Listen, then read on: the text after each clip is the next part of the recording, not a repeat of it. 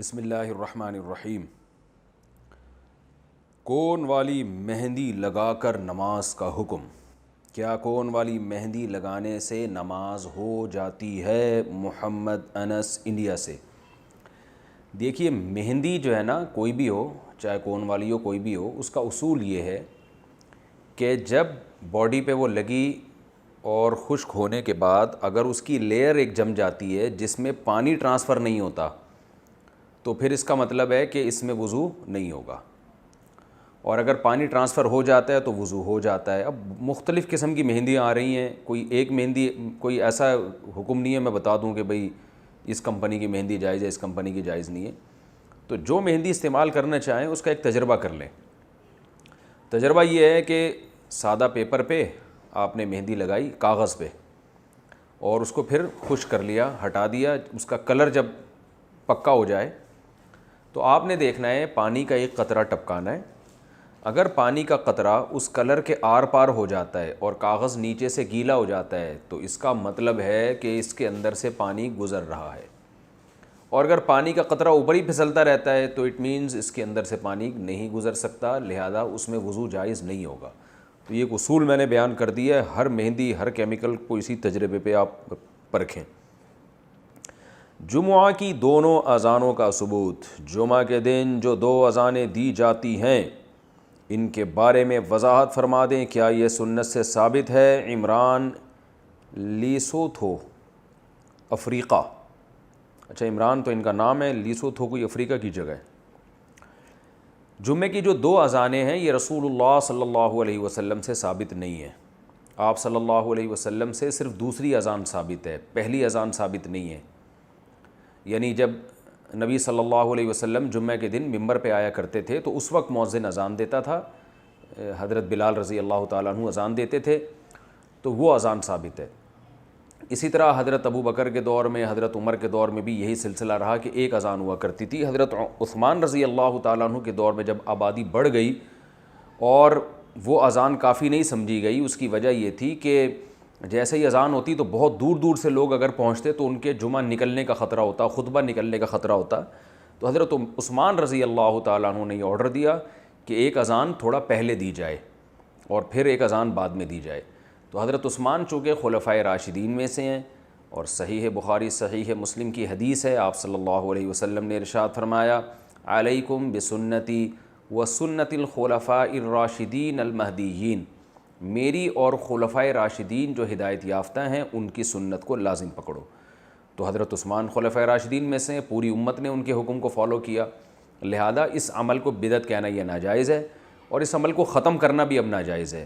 اس لیے ناجائز ہے کہ اس پر پوری امت کا اجماع ہو چکا ہے، اور اجماع خود ایک مضبوط دلیل ہوتی ہے۔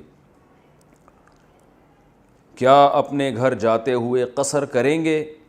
اگر ہم راستے میں اپنے ہی گھر جا رہے ہوں تو قصر پڑھیں گے یا پوری نماز پڑھیں گے؟ حمزہ راشد انڈیا سے۔ حمزہ صاحب، جب آپ سفر سے واپس آ رہے ہوں اور اپنے گھر جا رہے ہوں جہاں آپ رہتے ہیں، تو آپ اگر 78 کلومیٹر دور سے سفر کر کے اپنے گھر کی طرف جا رہے ہیں تو آپ قصر نماز ہی پڑھیں گے، سفر والی نماز پڑھیں گے۔ لیکن جیسے ہی آپ اپنے شہر میں داخل ہو جائیں گے، جس شہر میں آپ کا گھر ہے جہاں آپ رہتے ہیں، جیسے ہی شہر میں آپ کی انٹری ہوگی، چاہے وہ ایک دن کے لیے کیوں نہ ہو، تو آپ پر پھر پوری نماز پڑھنا لازم ہے۔ ہاں، اگر آپ سفر کر کے ایسے شہر میں گئے جہاں آپ کا گھر نہیں ہے، رہائشی گھر نہیں ہے، جہاں مستقل آپ رہتے نہیں ہیں، بے شک آپ کے رشتہ دار رہتے ہوں، والدین رہتے ہوں، لیکن آپ کا ٹھکانہ اصل وہاں نہیں ہے، تو ایسی جگہ پہ آپ اگر جائیں گے تو اس شہر میں داخل ہوں گے تو آپ کی نیت اگر اس شہر میں 15 دن کی ہے تو آپ پوری نماز پڑھیں گے۔ 15 دن سے کم کی نیت سے اگر آپ اس شہر میں داخل ہوتے ہیں تو بھی آپ قصر ہی پڑھیں گے، مسافر سمجھے جائیں گے آپ۔ اور اگر آپ کنفیوز ہیں، آپ کسی شہر میں جا رہے ہیں اور اس شہر میں آپ کا ذاتی رہنے کا مکان بھی نہیں ہے جہاں آپ مستقل رہتے ہوں، اور آپ کنفیوز ہیں کہ میں پتہ نہیں 1 ہفتہ رہوں گا، 15 دن رہوں گا، 1 مہینہ رہوں گا، 10 سال رہوں گا، یا 2 منٹ رہوں گا، کوئی پتہ ہی نہیں آپ کو، تو بھی آپ سفر کی نماز ہی پڑھتے رہیں گے، سفر والی، چاہے اس کنفیوژن میں آپ کو 5 سال ہی کیوں نہ گزر جائیں۔ لیکن جس دن آپ نے یہ نیت کی کہ میں آج کے بعد، یعنی اب اس وقت نیت کی آپ نے کہ اب میں 15 دن تو کم از کم ٹھہروں گا، تو اسی وقت آپ پھر مقیم بن جائیں گے، آپ پر لازم ہوگا پوری نماز پڑھیں۔ تو جب تک کنفیوژن میں آپ سفر والی نماز پڑھیں گے، جب آپ نے نیت کر لی کہ پوری نماز میں 15 دن کم از کم یہاں ٹھہروں گا آج کے بعد سے، تو آپ کا سفر ختم ہو جائے گا، آپ پوری نماز پڑھیں گے۔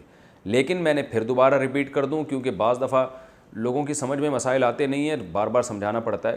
جس شہر میں آپ کا گھر ہے، جو آپ کا اصل سوال تھا، اس شہر میں آپ 5 منٹ کے لیے بھی داخل ہوں گے نا تو پوری نماز شروع کر دیں گے، گھر پہنچنے پر نہیں بلکہ شہر میں انٹری ہوتے ہی آپ کو جو ہے پوری نماز پڑھنی ہے۔ اور شہر میں انٹری کا مطلب یہ ہوتا ہے کہ شہر کے مضافات میں بھی اگر داخل ہو گئے آپ، یعنی جہاں سے شہر کی آبادیاں شروع ہو جاتی ہیں، بس وہاں انٹری ہوئی تو آپ کا سفر ختم۔ اچھا بھائی، اللہ کے راضی ہونے کی پہچان، ہمیں کبھی دل میں ٹینشن ہوتی ہے کہ اللہ ہم سے راضی ہے یا نہیں ہے، ہمیں کس طرح پتہ چلے گا کہ اللہ ہم سے راضی ہے یا ناراض ہے؟ محمد عیسیٰ صاحب کشمیر سے۔ بھائی اللہ نے قرآن میں بتا دیا ہے کہ اللہ کن سے خوش ہے، جن سے اللہ خوش ہوتا ہے ان پر کوئی خوف و غم نہیں ہوتا۔